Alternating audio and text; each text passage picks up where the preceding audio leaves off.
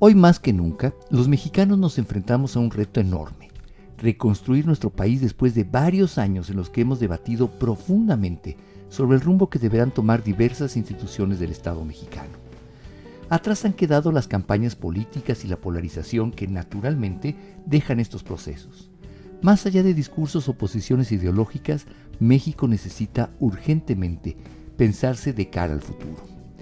México Evalúa tiene una de las radiografías más claras de lo que se ha hecho y dejado de hacer, de lo que es urgente y de lo que será fundamental para nuestro futuro como nación.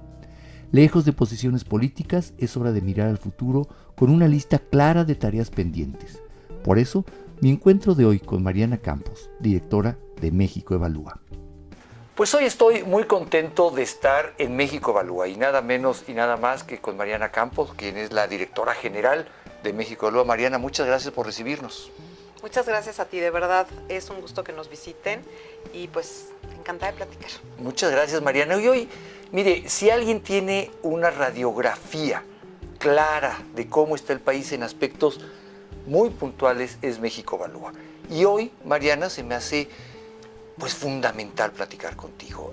Ha pasado la elección, finalmente tenemos una presidenta, una virtual presidenta electa, Claudia Sheinbaum. Más allá de los temas electorales, que por supuesto no venimos a hablar de temas electorales, pero sí venimos a hablar del país. Se nos habló mucho de que esta elección era fundamental para entender entre modelos de país por los que los mexicanos decidiríamos. Pero, ¿cómo está nuestro país? A ver, Mariana, quisiera empezar, es que no sé ni por dónde empezar, pero tú has seguido, todo este equipo ha seguido puntualmente temas como justicia, como democracia. ¿Cuál es una de tus principales preocupaciones en materia de retroceso que hemos tenido en este país en los últimos años? Bueno, en realidad es difícil escoger una. Quiero aclarar, México Evalúa trabaja en tres principales temáticas: lo que es Estado de Derecho, ahí vemos seguridad, justicia. También tenemos un área que ve sobre todo la economía pública, lo que son las finanzas públicas, el gasto, el endeudamiento. También tenemos la regulación económica y tenemos un área que vigila la transición energética, que es indispensable para el cambio climático. Claro. Y tenemos también el área de salud y de educación, que se enfocan en estudiar las brechas que hay, es decir, las brechas que hay en estos servicios, que además son claves para atender la brecha de desigualdad que hay en el país. Entonces, digamos que con este panorama, pues obviamente identificamos prácticamente en todos los temas algunos retrocesos, ¿sí? En la parte de justicia, pues la justicia está rota. La justicia está rota. Sí, porque para que te des una idea, más o menos de 1000 delitos que suceden, hablando de la justicia penal, se denuncian aproximadamente 100. Nada más. 900 nunca llegan a la autoridad. El 10%. El 10%. El resto no llega a la autoridad. Luego tenemos que de esos 100 que se denuncian, terminan resolviéndose en ese año más o menos como 5 o 3, dependiendo la fiscalía. O sea, el 3% de los delitos tienen una solución. Sí. Entonces, estamos realmente pues en una situación en donde la impunidad, que así le llamamos, no avanza en términos de que pueda controlarse, ¿no? Pero a ver, Mariana, déjame entender el fenómeno. ¿Estás hablándome de justicia de barandilla? O sea, y que un ciudadano como yo vaya al MP a poner una denuncia por cualquier tema. Sí. ¿Esos son? Eso es. Entonces no hemos avanzado. ¿Y eso en el fondo es que, Mariana, es confianza en la autoridad? ¿Es corrupción en la autoridad? Son varios aspectos, pero principalmente es confianza en la autoridad. Las personas consideran, sin duda, que la autoridad no es confiable. También consideran que el proceso es muy engorroso, es decir, que va a tomarles mucho tiempo. Y lo que a mí me llama mucho la atención es que es una minoría de personas que cree que no denuncia porque le faltan pruebas. O sea, a la inversa, esto me hace pensar que mucha gente considera que tiene pruebas, pero simplemente no vale al no confiar en la autoridad, al considerar que le va a tomar mucho tiempo. Es decir, todas estas variables, lo que la gente interpreta es que no va a haber un beneficio de ir a denunciar. No va a haber justicia, al final nadie me va a hacer justicia. Y la denuncia es complicada.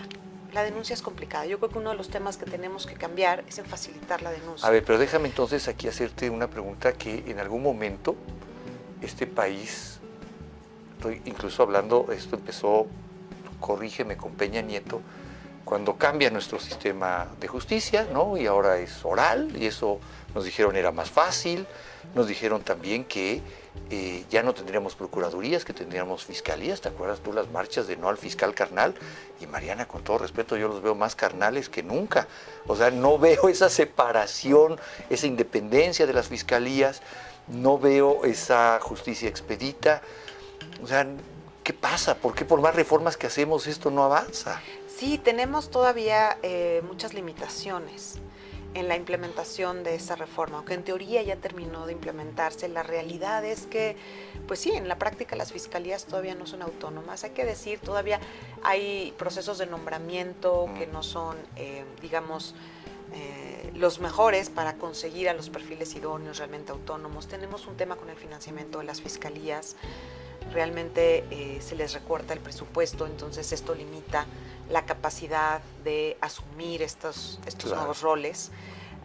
Muchas de ellas todavía no logran tener realmente planes de ejecución penal que puedan bajar, ¿no?, hacia los procesos para utilizar los nuevos instrumentos que este sistema tiene. Por ejemplo, mecanismos alternativos de solución. Aquí el tema es que tenemos que cambiar también la visión sobre la justicia, porque todavía tenemos muy enquistado esta visión punitivista de la justicia, en donde si la justicia no es cárcel o castigo, entonces no hubo justicia. Y en realidad la justicia es otra cosa. No significa que no hayan delitos. Habrá quienes por lo ameriten, por supuesto. Pero la justicia es también el que se conozca la verdad, que haya una reparación del daño a la víctima, ¿no? Y que también haya, y no olvidar que los imputados tienen derechos, ¿no? Entonces, creo que tenemos todavía mucho que trabajar en el concepto de cómo hacemos institucional y cómo llega esto a permear en los procesos. Y bueno, hay temas, como te decía yo, hay que cambiar temas en las designaciones de fiscales, hay temas de capacidad muy importantes, hay temas de financiamiento presupuestarios. Fue un sexenio en donde hubo recortes importantes. Bueno, ya lo creo. A todas las instancias civiles. Mucho del presupuesto en el tema de política criminal, digamos, se fue hacia lo militar, ¿no? Y entonces lo que son las policías civiles, la Secretaría de Seguridad Ciudadana, por ejemplo, la propia Fiscalía General de la República, pues tuvieron presupuestos muy limitados. Entonces, bueno, yo creo que ahí tenemos mucho, digamos, muy poco avance, no hay avance realmente. Y luego, si te vas al tema del Poder Judicial, pues yo creo que se abre un nuevo frente en el tema del Poder Judicial. Es decir, este tema de la justicia penal, pues lo teníamos de alguna manera como con mucha claridad, con un reto importante. Creo que hay nuevos riesgos cuando hablamos del Poder Judicial y del rol que hace. A mí me parece incluso, Mariana, que hay luchas sociales que se han librado en las calles, que han ganado terreno. Estoy refiriendo, por supuesto, uno de ellos importante, el tema de las mujeres, ¿no?, que se da de frente contra una pared en la justicia, en la que difícilmente logran juzgar con perspectiva de género, ¿no? Entonces, y eso crea mucha frustración en la sociedad, porque después de un movimiento mundial que en México tiene una repercusión importante, las mujeres logran visibilizarse, logran alzar la voz. Sí, pero cuando llegas a un ministerio público o un juez, tal vez, tienen poca capacidad de juzgar esto con una perspectiva de género. Entonces, creo que hace que todavía hay una mayor frustración social. No, definitivamente. De hecho, hay un cansancio, digamos, podemos decirle así, hay un cansancio. Y entonces hay, desde luego, la presión en el sistema, ¿no?, y en, digamos, en los políticos, ¿no?, de tener que plantear, pues ahora, cuál es el rumbo. Han caído en la tentación de digamos, de volver a utilizar instrumentos que supuestamente ya habíamos superado, por lo menos desde el punto de vista regulatorio, como es el caso de la prisión preventiva. Claro. Entonces, otra vez estamos, en lugar de desarrollar las capacidades de investigación, de decir, bueno, ¿por qué no está funcionando? Falta capacitación, falta presupuesto, falta diseñar realmente otros procesos, por ejemplo, en donde quizás la policía tenga que ser, que debe participar más, ¿no? Vamos a suponer, en investigación. Esta es la propuesta de muchos especialistas actualmente. Nos cansamos, ¿no? Es decir, no pareciera ser que hay, digamos, la respuesta rápida. Nos vamos por la respuesta rápida, ¿no?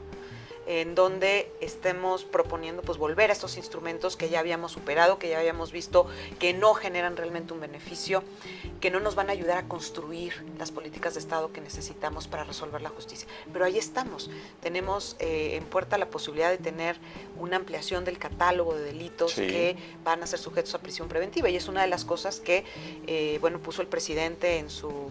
Pero es que este paso no hay cárcel que aguante, ¿no? Vamos a hacer más cárceles que escuelas. Entonces, creo que hay ese cansancio y es triste. Pero tenemos que, en mi opinión, continuar evaluando y continuar entendiendo en dónde están las áreas de oportunidad, no desistir, porque ya sabemos que esos instrumentos no funcionaron. En fin, y te estaba comentando del tema del Poder Judicial. Yo creo que ese es un frente nuevo que sí se abrió. No porque no tenga áreas de oportunidad, por supuesto que las tiene, pero porque creo que el régimen actual, pues evidentemente no es un régimen que esté nada, o sea, no está nada cómodo con los contrapesos, y creo que el papel de contrapeso del Poder Judicial resultó ser muy, muy incómodo, porque todo terminó en el Poder Judicial, si te das cuenta. Es decir, cuando se hace una solicitud de información y el gobierno no la quiere responder, intercede el INAI, ¿no? Pero si no funciona, las personas pues tienen un derecho de acceso que pueden hacer válido también en los tribunales, ¿no? Y cuando el medicamento que no se dio, porque ahora tuvimos una escasez de medicamentos tremenda, un desabasto muy conocido por todos, y algunos pacientes se sienten empoderados, conocen sus derechos, asisten al Poder Judicial. De hecho, aumentó en 600% el número de amparos durante esta administración. 600%. Y entonces ibas con el juez a decir, bueno, yo tengo el derecho, ¿verdad?, a la salud y bla, bla, bla, y entonces te concedían tu amparo.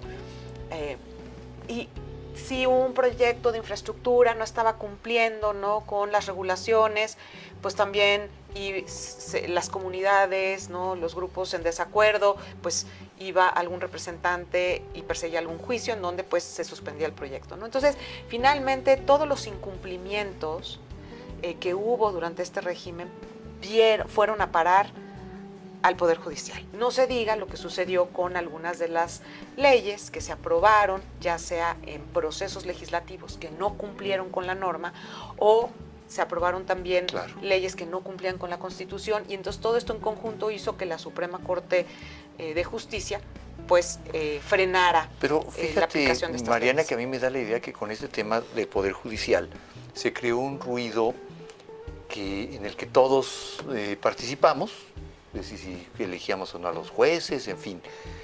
Pero que ese ruido no necesariamente, o ese debate que entre los mexicanos se dio, no necesariamente apunta a mejorar el Poder Judicial. Es decir, nos distrajimos, es mi idea, nos distrajimos en temas políticos de cómo nombrar a los ministros de la Suprema Corte, pero eso perdimos la oportunidad de verdad poner el acento en una justicia más a nivel orgánico, más a nivel operativo, que a los mexicanos nos deje más tranquilos. Estamos pensando en si nombramos al ministro de la Suprema Corte con un voto, que bueno, tú me dirás si eso es importante o no es importante, pero estamos dejando de ver esto que tú nos platicabas. El 5% de los delitos tienen una solución judicial.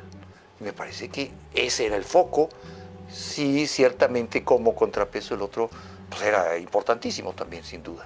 Sí, bueno, la mayor parte de, digamos, cuando hablamos de la justicia, la mayor gran cantidad de los casos son más de un perfil de lo que llamamos la justicia cotidiana. Claro. Son los procesos civiles, ¿no? Por ejemplo, divorcios, ¿no? El Sí. típico. Y Ahí sí hubieron reformas, ¿no? Que de acuerdo con especialistas, pues fueron buenas reformas. Ahora, no se le dio a los poderes judiciales un presupuesto adicional para implementarlas. Entonces, por ejemplo, algo que sucedió es que el presupuesto por caso, o sea, han ido creciendo los casos en los poderes judiciales.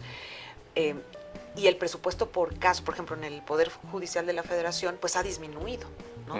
Porque tenemos más casos, no tenemos un aumento en el presupuesto, sino de hecho todo lo contrario, ha caído el presupuesto del Poder Judicial Federal. También hubo una reforma laboral que implicó que ahora ese ámbito de la justicia esté a cargo del Poder Judicial, que antes no lo estaba. Entonces, y tampoco hubo más trabajo y no hubo más presupuesto. Creo que es muy cierto lo que dices, aunque sí creo que es muy relevante el tema de las designaciones de los jueces, porque es una, digamos, un cimiento principal de la independencia del Poder Judicial. O sea, el Poder Judicial tiene que ser independiente obviamente, del Poder Legislativo y del Ejecutivo, porque es un contrapeso a las decisiones. ¿Qué crea más independencia? ¿Que lo nombre la gente por voto popular o que tengamos un sistema de designación como hoy lo tenemos? No, por supuesto que creo que como hoy lo tenemos es mejor a que sea nombrado en elecciones, pero eso no significa que el que tenemos no sea mejorable. Por supuesto que es mejorable. México Evalúa ha hecho propuestas concretas de lo que se tiene que hacer, no solamente en el Poder Judicial de la Federación, sino tenemos una propuesta concreta para todos los poderes judiciales de la República. Conocemos el caso de cómo se nombran las personas juezas, también el caso de los ministros de la Suprema Corte de Justicia, y los que integran también los consejos de las judicaturas. Y sí es muy importante fortalecer eso. ¿Y cuál sería el modelo ideal? El modelo ideal es que, por ejemplo, se utilice la carrera judicial. Claro. Porque tú lo que necesitas es un juez que sepa de su trabajo. Cuando tú eliges al juez por elecciones, el juez no necesariamente va a ser el que conoce su trabajo. El juez puede ser el más simpático. Claro. Pero el juez más simpático no necesariamente es el más comprometido con la verdad. Claro. Entonces necesitamos personas comprometidas con la verdad. Le guste a quien le guste. O sea, el juez hace un trabajo en donde, pues, un tema más escalafonario. No le va a agradar a una parte, ¿verdad? Siempre pero no está buscando agradar. El juez no está buscando agradar. Pero si tiene equipo el voto, sí. Pero si tiene equipo el voto, tiene que ser el simpático de la cuadra, ¿no? Y ganar el voto. Y lo que nos va a costar pagarle una campaña a los jueces. Claro. Y además que puede prometer un juez. ¿Y quién va a ser juez mientras hace su campaña? O sea, hay muchísimos temas con esa reforma en términos de su factibilidad de ser implementada. Pero hoy también esa designación está en un pequeño grupo, entre el Senado y lo que propone el presidente, y al final el presidente termina teniendo el poder de ponerlos y el Senado se lo... Hay una variedad, para hablar de la República, pues hay una variedad, ¿no? Pero lo que sucede a nivel de la Suprema Corte de Justicia de la Nación es que el presidente propone una terna que el Senado avala o no avala, pero la cuestión es que después de algunos intentos, pues si esto no prospera, el presidente termina por nombrar a una persona, que es justo lo que acaba de suceder, ¿no? Entonces, es un proceso muy mejorable. ¿Qué tiene que tener un proceso? Yo te decía, la carrera judicial es importante. Tener un perfil con las cualidades muy bien puestas, es decir, cuál es la experiencia y las capacidades específicas que tiene que tener la persona juzgadora. También es muy importante que exista un proceso de evaluación específico, ¿no? Y eso lo haría la judicatura. Y que haya un proceso transparente en donde también participe la sociedad, pero no votando. O sea, deben de participar pudiendo observar el proceso, haciendo preguntas, participando, por ejemplo, a mí me parece, por ejemplo, que quedan totalmente fuera de este proceso las barras de abogados, los colegios de abogados, las escuelas de derecho, el propio Instituto de Investigaciones Jurídicas de la UNAM. O sea, hay instituciones importantes que quizá valdría la pena escuchar su voz, ¿no? Quizás sí, y creo que sobre todo, pues al tener transparencia y ver la participación, o sea, crear formas, desde luego, de participación ciudadana, pero las adecuadas, ¿no? Porque no queremos pues el clientelismo en una... además, hay que decirlo con claridad, o sea, en el caso, por ejemplo, de Bolivia, que se implementó algo similar, pues no tuvo buenos resultados, ¿no? ¿Por qué? Porque incluso algunas definiciones para nombrar candidatos no se daban porque simplemente no habían los acuerdos políticos adecuados. Entonces, sucedía que algunas personas se pueden quedar, algunos jueces se tenían que quedar mucho más tiempo para el que estaban previstos en su encargo, que eso ya es una vulneración al sistema, o incluso pues no tienen al siguiente, pero yo ya había planeado estar aquí menos tiempo, ya me voy, y entonces tienes una parálisis en los procesos de justicia. Entonces, lo que se vio es que no fue funcional, ¿no?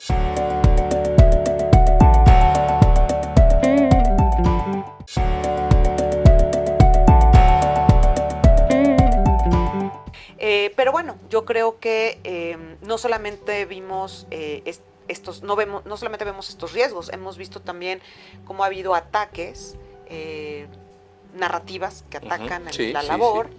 Sí, por otro lado, vimos también estos pues ataques a su presupuesto, ¿no? Que vinieron en la discusión anterior los fideicomisos, del paquete económico 2024, los fideicomisos, que fue una propuesta de reforma ilegal porque la Ley Federal de Presupuesto y Responsabilidad Hacendaria permite que el Poder Judicial tenga fideicomisos, y luego además cuando estos se extinguen, el dinero que se liquida de ese fideicomiso se debe depositar en la tesorería del Poder Judicial, ¿no? Y en la propuesta de reforma decía que se depositara en la tesorería del Ejecutivo. Entonces ahí no se estaba cumpliendo con el régimen, ¿no? Entonces, creo que es muy importante en ese caso, ¿qué es lo que necesitamos hacer?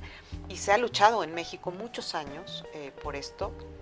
Creo que en algún momento incluso Olga Sánchez Cordero, que es parte de este grupo de gobernantes, ella propuso una iniciativa para promover la garantía presupuestaria.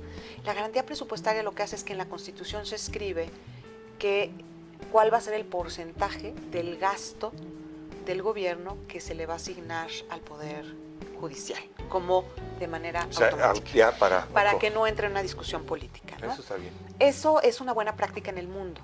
Los países desarrollados lo tienen y otros países también, ¿no? Existen algunas métricas parecidas, hay en Costa Rica, me parece que aquí en algunos estados también existe a nivel estatal, pero no está, por ejemplo, en el Poder Judicial de la Federación. Entonces, nosotros creemos que es una buena idea y desde luego, al tener una concesión de ese tamaño, hay que fortalecer el régimen de rendición de cuentas del Poder Judicial. Una cosa es proteger su presupuesto y que pueda llevar a cabo su labor, y otra cosa es, como dicen, cheque en blanco. Yo creo que los cheques en blanco... Que me parece, Mariana, que ese es un problema en el que en este caso que estamos hablando de justicia, pero ahorita hablaremos de educación y hablaremos de salud, pero me parece que ese es el problema en que estamos enfrentando en el país. Que hemos polarizado tanto la conversación que es blanco y negro. Es decir, defiendo al Poder Judicial y nadie los nombre, o quiero que los quiten a todos y los pongan a mano alzada en una plaza, pero como está tan polarizado el discurso, me parece que no hemos entendido estos discursos de sí, pero tienes que rendir cuentas. Sí, pero el Poder Judicial tampoco es lo que hoy queremos. O sea, sí, pero no se nombra de manera adecuada y sí hay riesgos de interferencias. Entonces, realmente platiquemos la manera de hacerlo bien. Por supuesto, está pasando eso. ¿Y tú notas, Mariana, que hoy los mexicanos tenemos ese ánimo de platicar las cosas para construir un mejor país? Te lo platico porque yo tengo la sensación de que estamos muy polarizados en el discurso. Instituciones como la que tú diriges, México Evalúa, todos los días nos mandan una señal de, a ver, así está el país, nos mandan una radiografía muy clara, pero seguimos en la polarización del discurso y yo no sé, Mariana, tú eres una persona muy optimista, supongo. Yo generalmente lo era, hoy no estoy tan optimista de que estemos en esta intención de tener un diálogo constructivo, es decir, ¿qué hacemos con el Poder Judicial? ¿Qué hacemos con la educación pública? ¿Qué hacemos con la salud? ¿Qué hacemos con la seguridad? A manera de construirlo, ¿no? Pues sí, creo que coincido en que está muy polarizada la conversación, hay muchas etiquetas, ¿no? Estamos sumergidos en etiquetar a las personas, ¿no? Esa persona es de la 4T, ¿no? Esa persona es neoliberal. Sí. Entonces están estas etiquetas que nos impiden ver, realmente escuchar, ver, ¿no? Qué propuestas existen y tener como un criterio, yo diría, una capacidad de llegar a un gris, ¿no? Bueno, no es ni blanco y negro, sí, sino a algo distinguir las tonalidades de gris. Exacto. Y sí, por supuesto. Y además, lo que es más extraño es que en la capa de los políticos yo los veo ir de un partido a otro. Bueno, pues. O sea, van de un partido a otro, ¿no? Y resulta que a lo mejor, unos votaron por Morena porque estaban muy en desacuerdo con el gobierno de Enrique Peña Nieto, pero ahí las tienen a todos metidos pero en no, Morena. ayer felicitaron el expresidente felicitó a la virtual ganadora de la presidencia, que es Claudia, y ellos les da gusto saludarse en público, ¿no? Y viceversa, vemos otras cosas, ¿no? Salió en las campañas pues el reclamo de que si había un político del PRI en el PAN y que si habían más priistas en el de Morena, ¿no? Y que si el Verde es la segunda fuerza política y a quienes está incluyendo, ¿no? Entonces creo que sí vemos que los políticos fluyen bastante bien entre ellos. Así ellos sí, entre ellos y los sí. ciudadanos Nos polarizamos. Fíjate qué cosa. Entonces a mí me parece que tenemos que retomar nuestra ciudadanía con mayor seriedad. Creo que hay, como dicen, hay que bajarle 3 rayitas y hay que ponernos a hablar de las soluciones. Porque sí tenemos, de acuerdo con los datos duros, con independencia de la percepción, porque la percepción tú sabes que puede ser de muchas formas, los datos duros sí nos dictan ciertos retrocesos que hay que trabajar, porque no queremos que esas brechas se amplíen. Y queremos además aprovechar las oportunidades que tiene México, porque México tiene oportunidades. Claro. O sea, no todo es negro. No. México tiene oportunidades y yo sé que suena trillado, pero es una oportunidad que no vamos a ver en décadas, que es la oportunidad del nearshoring. Estoy seguro. Entonces, México tiene ahorita una ubicación privilegiada, tiene capacidades muy relevantes para aprovechar esta oportunidad, pero tenemos que apuntalarlas. Necesitamos generar la infraestructura adecuada, logística, para que podamos producir estas mercancías, podamos distribuirlas en el territorio, podamos exportarlas. Claro. Necesitamos recursos humanos con las capacidades y las habilidades. Ahí quiero llegar. Ya platicamos de justicia. Un país sin justicia no es viable. Estoy platicando con Mariana Campos, directora de México Evalúa, y hemos llegado a una parte, Mariana, que a mí me duele mucho. Creo que muchas cosas me duelen, pero el tema de educación me duele especialmente. Supongo que a muchos mexicanos y muchas mexicanas les duele, porque si tenemos esta enorme oportunidad con el nearshoring, si tenemos que crecer en nuestro país, lo primero que tenemos que hacer es crecer en la educación, tener una educación de calidad. Y tengo la sensación, a ver, tú compárteme la tuya, pero yo te comparto la mía, de que la educación como instrumento de movilidad social, como instrumento de mejora personal y familiar, ha quedado totalmente relegado en este país. Sí, la educación no está realmente, y sobre todo me refiero a la pública, no está realmente contribuyendo a la movilidad social. Claro. Eso es muy importante, ¿no? Y yo sí quiero subrayar que la educación es el instrumento más poderoso y legítimo para el cambio social. Claro. Entonces, si creemos que necesitamos un cambio en México, el mejor motor es la educación. Tenemos que apostarle a la educación y no lo hemos hecho de la manera correcta o ampliamente. Te voy a dar algunos ejemplos. Primero que nada, decirte que perdimos poco más de 1 millón de estudiantes durante la pandemia, que el sistema educativo no ha recuperado. 1 millón de muchachos y muchachas no han regresado a las aulas. Así es. Wow. Tenemos también todavía que 40% de las escuelas no tienen problemas serios de infraestructura. O no tienen agua, o no tienen drenaje, o no tienen un piso y las estructuras adecuadas. Repíteme la cifra. 40%. 40% de nuestras escuelas públicas tienen problemas de infraestructura. La infraestructura es vital para la calidad educativa. Lo que es la infraestructura, lo que es la presencia del profesor en la clase y la actualización de los maestros, porque tú sabes que ahora en un mundo que evoluciona tan rápido necesitamos actualizar a los maestros. Estas tres cosas son vitales para la calidad educativa. Es decir, pero me refiero a factores que pueden ser controlados por el sistema educativo, porque hay otros que no podemos incidir fácilmente, es decir, la educación de los padres de familia. Sabemos que es un factor que incide en la educación, pero ya está dado. Es más ajeno. Exactamente, es más ajeno. Pero ¿qué puede hacer el sistema educativo para tener una buena calidad? Y esos son factores clave. La infraestructura es uno de estos tres. ¿Qué sucede? Que la infraestructura te facilita, te habilita el aprendizaje, o la infraestructura lo limita. Claro. O lo cancela. Entonces, lo que hemos encontrado también es que los alumnos empiezan también a no están motivados. Yo lo entiendo. O sea, si tienes una escuela con problemas graves de infraestructura, pues no solamente no es una experiencia habilitadora, puede ser hasta traumática. Por supuesto. Entonces tenemos un serio problema con la infraestructura, a pesar de que hay un programa, la escuela es nuestra y todo, pues realmente en la práctica nos mantenemos con unos números altísimos de problemas. ¿Se dejó de invertir en esa infraestructura? Bueno, lo que pasa es que cambió, se cerró el instituto encargado de la infraestructura educativa, un instituto que había en las entidades federativas, era federal, pero estaba en digamos, en coordinación con los estados, y lo que sucedió es que se sustituyó por este programa La Escuela es Nuestra, pero el dinero se da a los padres creo que llevan un poco esa agenda. Yo creo que es muy importante recuperar,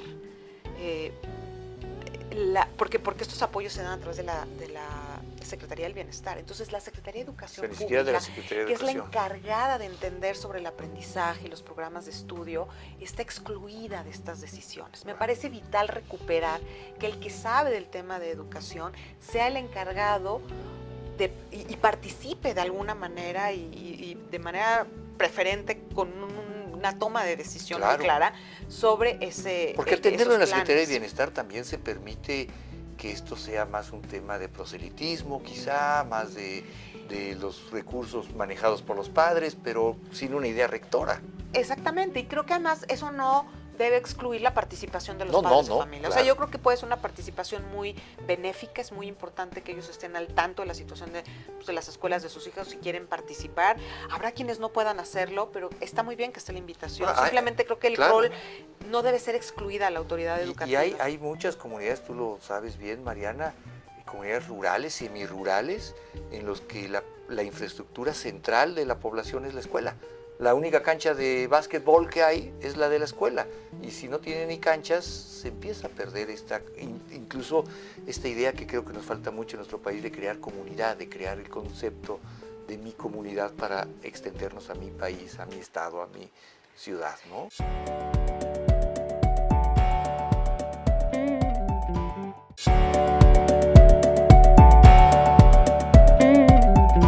Sí, y bueno, seguimos teniendo muchos retos, porque si analizamos las trayectorias educativas, pues lo que vemos es que de 0 a 3 años, ¿no?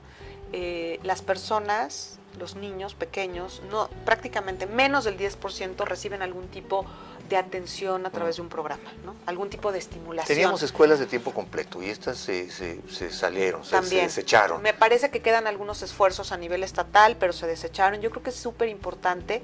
Entiendo que la presidenta electa, Claudia Sheinbaum, promete en unas de sus 100 acciones que va a ampliar el horario para incluir talleres, me parece que artísticos, deportivos. Está bien, ¿no? es algo. Yo creo que es algo muy sano, yo creo que sí se requiere. Y entonces tenemos, pues que menos de 10% de las personas que entran a primaria recibieron algún tipo de instrucción de los 0 a los 3 años, y luego de los 3 a los 6, que es el preescolar, también es un porcentaje más alto que ese, pero muy bajo en México, y entonces estamos desperdiciando los primeros 5 años de vida, que son indispensables. Claro. Se conoce que la infancia temprana, en términos de educación y de salud, es clave para la vida de una persona. Entonces no debemos perder esa apuesta y la estamos perdiendo. Primaria es en donde tenemos una mayor cobertura, ahí sí prácticamente es una cobertura universal de primaria. Pero conforme avanzamos, sobre todo de la secundaria a Se va mermando. la preparatoria, tenemos una gran pérdida de alumnos claro. todavía. Y ese es un reto que lleva mucho tiempo en nuestro país y que no hemos podido superar y que es muy importante entender. Pero sí encontramos en los estudios, tenemos una iniciativa que se llama Aprender Parejo, que hicimos con el Tecnológico de Monterrey. Yo de verdad recomiendo leer los documentos que hemos publicado porque tiene un diagnóstico excelente de lo que está pasando. Sucede también que quienes salen del sistema educativo, bueno, primero tenemos una gran desmotivación, o sea, la gente considera que no aprende lo que necesita aprender, que su aprendizaje o sus conocimientos no son valorados, ¿no? Sí, Más sí. aparte toda la desmotivación de lo que es en sí estudiar en las escuelas públicas. Pero luego tenemos también a los empleadores diciendo, bueno, no encuentro las habilidades que requiero. Entonces, lo que vemos es que se necesita una mejor coordinación entre la oferta y la demanda de empleo, ¿no? Entender mejor qué requiere esta demanda de empleo para que la oferta también sea más propicia. Yo creo que este es un tema clave en este momento de nearshoring, porque las empresas requieren ciertos talentos y habilidades que no necesariamente los jóvenes y sus familias que hacen el gran esfuerzo de permanecer van a tener, ¿no? Entonces ahí tenemos un tema y un área de oportunidad enorme para precisamente aprovechar esa. Y es de lo que tenemos que estar discutiendo. Exacto. Es lo que tenemos que estar arreglando. Ese tiene que ser el debate. Totalmente. Ver, pero Mariana, tú ponías que había varios ejes para entender el tema de la educación. Y me gustaría ahorita referirme contigo al otro, al de, tú le llamabas algo así como actualización magisterial o algo así de actualización de los maestros. Ese es otro tema. A ver, hay un problema con respecto a los docentes en nuestro país. Yo veo que hay dos grandes centrales sindicales que toman el discurso en sus manos. Es difícil, hubo una reforma que este gobierno dio marcha atrás, una reforma educativa. A ver, pero el problema está en cómo capacitamos mejores maestros para tener mejores estudiantes. Y parece que en medio hay un tema político también que no lo está permitiendo. Bueno, yo creo también es que tenemos percepciones de lo que es al ver a los líderes de los distintos sindicatos, pues como que asumimos que todos los maestros están ahí. Pero realmente no todos los maestros están ahí, ¿no?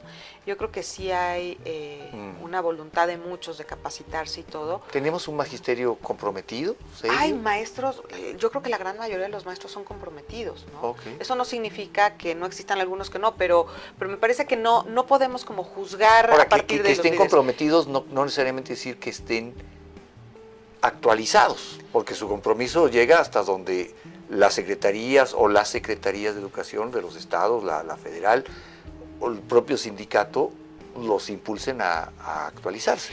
Totalmente. Y ahí es donde creo que hay una debilidad que se gestó mucho también en este sexenio, que han sido los recortes a la actualización, a los programas de actualización docente. Hemos visto recortes en algunos años incluso del 80% del presupuesto. Válgame. Sí. Entonces ahí 80% de algunos. Sí. Me parece como a la mitad del sexenio vimos un recorte anual de 80%, se mantiene bajo el presupuesto de la actualización. En un momento en que debíamos duplicarlo. En un momento en donde, pues claramente, ¿no? Entonces sí hay una debilidad en esa parte, sobre todo en el financiamiento. Y hubo un intento, en mi percepción, Mariana, de también utilizar la educación como un instrumento ideológico. Hubo enorme malestar en los libros de texto que esta administración que termina impulsó, con un alto contenido ideológico que me parece que había que blindar a los muchachos de este discurso que tenemos arriba. Bueno, yo creo, una de nuestras principales recomendaciones de esta agenda educativa es obviamente cuando estamos observando los problemas que se han acumulado durante los años y no se han resuelto, es que tenemos que pensar en cómo se toman las decisiones, cuáles son los roles de cada quien y cómo se están tomando decisiones. Es decir, hay un problema de gobernanza del sistema. Claro. Y entonces sí creemos nosotros que tenemos que tener un sistema educativo menos centralista. Tenemos que tener un sistema educativo en donde las autoridades estatales tengan mayor capacidad. Pero hubo una reforma que proponía eso y se le echó para atrás. Pues yo creo La federalización de la educación a finales del sexenio de Peña planteaba, bueno, estados háganse cargo, y este sexenio lo que dijo es, no, todo para acá, yo aquí me encargo. Pues tenemos y se encargó poco. Tenemos que continuar la conversación incómoda.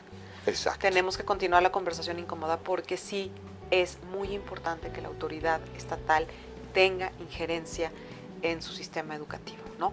Y hemos visto además, por ejemplo, el caso de Jalisco, en donde las autoridades estatales han tenido un liderazgo muy importante.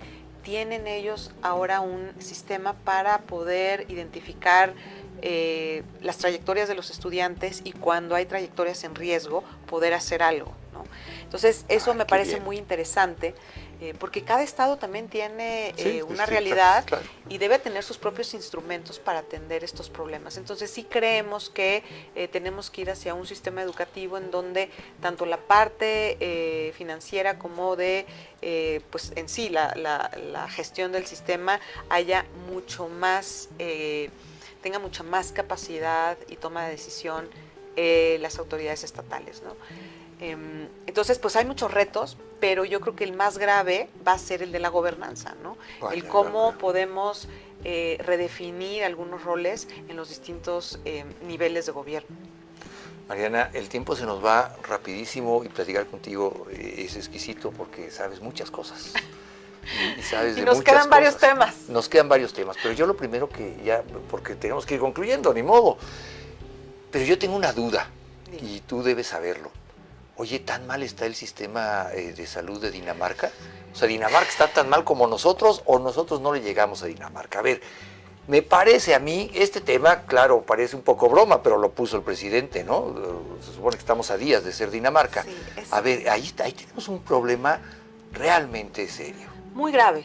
Lo que está pasando con la salud es muy grave porque la vida está de por medio. Claro. Es uno de los servicios públicos más importantes, en mi opinión, y pues tuvimos un retroceso muy relevante que está perfectamente documentado con datos.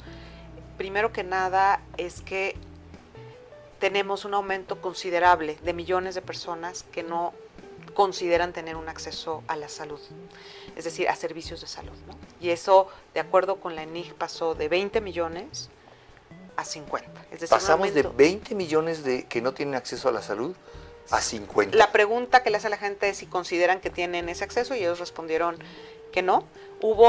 Aún teniendo, por ejemplo, seguro social, sienten que no les Pero no es les que la responde. mayoría de los mexicanos no tienen seguro social, claro, ¿no? Trabajan en la informalidad y lamentablemente, yo creo que es uno de nuestros mayores pecados de origen, es que tenemos atada el derecho a la salud en función del estatus laboral de la persona, y eso es un error muy grave, que hay que corregir y que tampoco se corrigió lamentablemente en esta administración. Ojalá que en la próxima se pueda corregir, porque yo creo que todos los mexicanos, sin distinción de clase, sin distinción de estatus laboral, deben de tener acceso a la salud, y tenemos que crear esas políticas. Y el Seguro públicas. Popular, Mariana, estoy platicando con Mariana Campos, directora de México Evalúa, perdón, Mariana, y el Seguro Popular no era un intento por eso, por hacerlo más accesible a todos. Era un intento que resultó bueno dentro de lo que consiguió. Es uno de los programas más evaluados. Varias universidades, incluso fuera de México, tienen documentados algunos beneficios, como la disminución de la mortalidad materna. Pero lo que quiero decir, que es algo un poco aburrido luego. Pero tú todo lo dices muy... Pero hay que decirlo porque esto, el derecho a la salud fue lastimado. Claro. ¿Y por qué fue lastimado? Porque la maravilla del Seguro Popular es que era un esquema de financiamiento para la atención de la salud de las personas que no cuentan con seguridad social. No era una narrativa. ¿me entiendes? No era una narrativa y una promesa al aire. Sí, no era un discurso. No era, tú sabes que, como se decía en el pasado, papelito habla, ¿no? Ajá. Y era algo concreto. Entonces el gobierno estaba obligado a dar un presupuesto por usuario, Oh, por lo cual no era fácil prometer Dinamarca. claro. Porque entonces, si tú decías, todos tienen salud universal, vengan, en realidad tú estabas obligado por la ley de salud, en el artículo 77, que tenías que hacer presupuestar por usuario, una cuota por usuario. Entonces, no podía ser un programa clientelar. Claro. ¿No? Era un Ni programa... prometer algo absurdamente... Porque finalmente el problema de aterrizar el derecho a la salud, o uno de los principales, es quién va a pagar la salud. Como yo te decía, está atada al estatus laboral de la persona. Claro. La persona que tiene un empleador y le inscribe en el seguro social, pues ahí viene el seguro de salud, ¿no? Y entonces la persona paga a su empleador, ¿no? Pero aquí la informalidad nos llevó a que entonces este derecho en la práctica no se aterrizaba por la falta de un esquema de financiamiento. Entonces lo que logra el Seguro Popular es esquema de financiamiento. Claro. Pero eso es lo que se quita.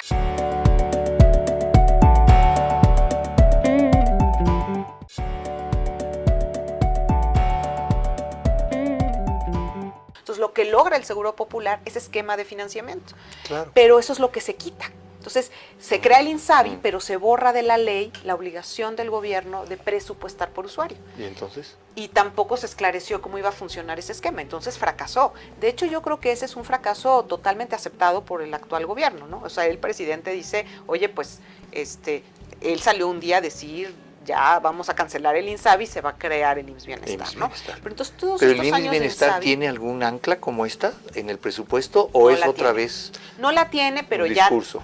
Es más allá de un discurso porque ya se creó una institución que es el IMSS Bienestar, es una institución pero nueva. anclado al presupuesto. Pero no tiene esa claridad, por lo cual es obviamente una de las propuestas de México Evalúa. Si queremos que las personas que no cuentan con seguridad social tengan acceso a la salud, el gobierno tiene que comprometerse con presupuestar de manera obligada para cada usuario.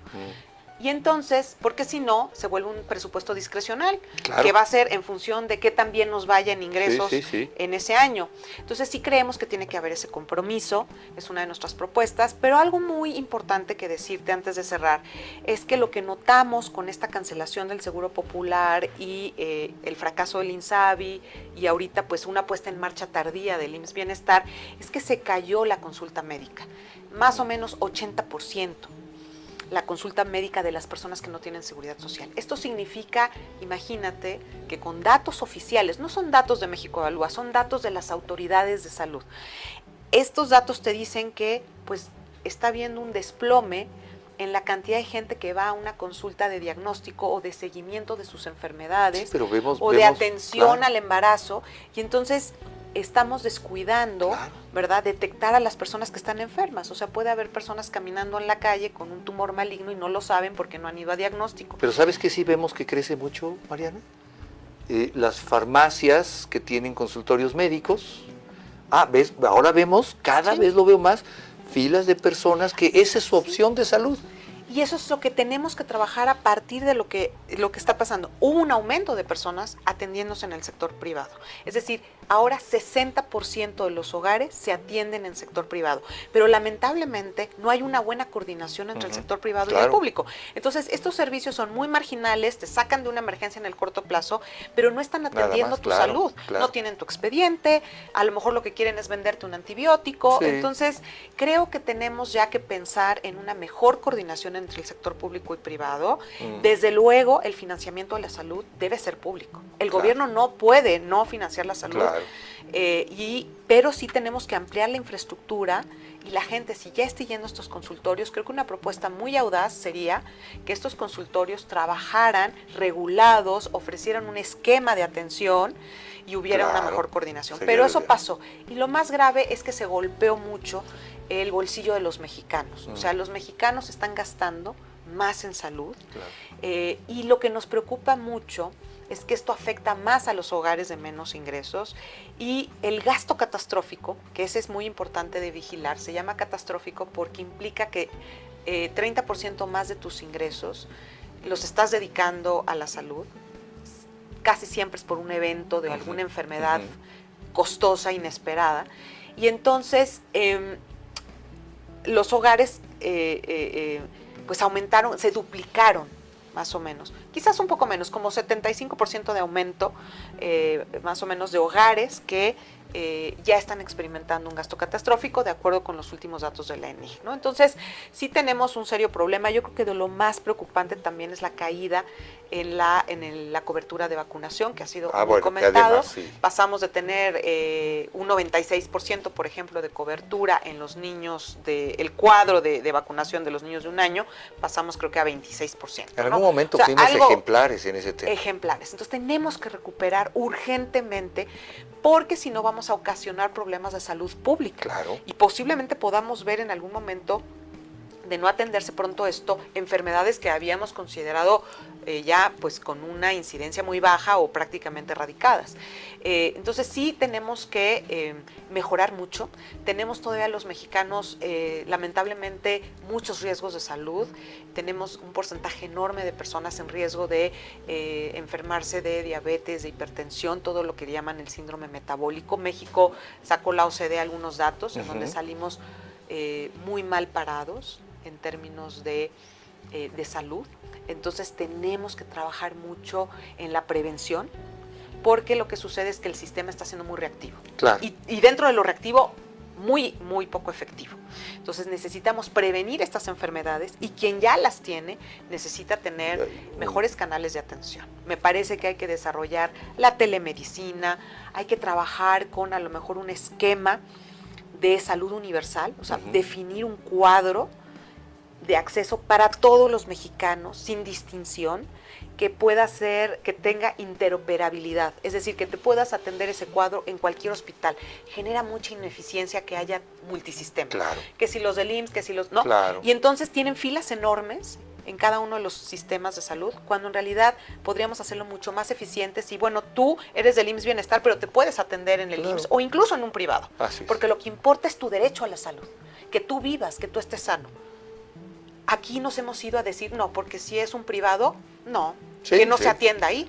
Pero ¿qué cuenta más? Bueno, lo llegamos a ver en la vida de la persona, claro, o algunos prejuicios. Lo llegamos a ver en el absurdo, Mariana, de negarle vacunas de COVID al sector salud privado, porque eran privados. Bueno, no se diga cómo nos tenemos que preparar con COVID, porque ahí trabajé en este informe. Tenemos que platicar en otra ocasión. Bueno, sí. Se nos acaba el tiempo, Mariana. He disfrutado mucho platicar contigo. Me voy a veces un poco con un nudo en el estómago, porque pues tenemos un país que tiene una cantidad de cosas que hacer. Supongo que todos los países lo tienen, pero hoy marcadamente tenemos que hacerlo rápidamente. Y yo agradezco mucho lo que hace México Evalúa, lo que tú haces al frente de esta institución. Te agradezco mucho estos minutos, Mariana. Pues sigamos platicando, porque me quedo con la idea de que esta entrevista podría haber durado 6 horas, pero el canal no me lo va a permitir. Nos faltaron varios temas, pero me dio mucho gusto recibirte y encantada de que vuelvas a venir. Las puertas están abiertas. Te agradezco mucho, Mariana. Un gusto. Gracias. Ya quedó. Termina mi encuentro con Mariana Campos. No puedo sino quedarme con la enorme duda de si los mexicanos seremos capaces de dejar atrás el encono y división de los últimos años, y así centrarnos en construir el país que merecemos y podemos llegar a ser. De la decisión que tomemos dependerá el futuro de las nuevas generaciones. Por eso, estoy seguro que la vida me tiene preparados otros encuentros.